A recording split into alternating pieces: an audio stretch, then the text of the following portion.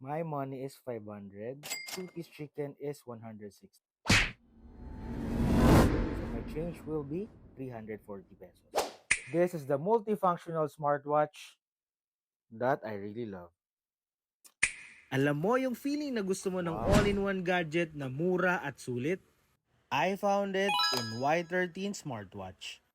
Pwede kang tumawag at makareceive ng calls. More than 100 plus free watch spaces, iba-ibang look kada araw, why not?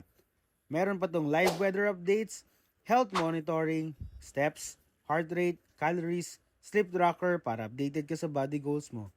Notifications on your wrist, may games, may calculator, may alarm, may contact list, literally pang gising, pang libang, pang everything.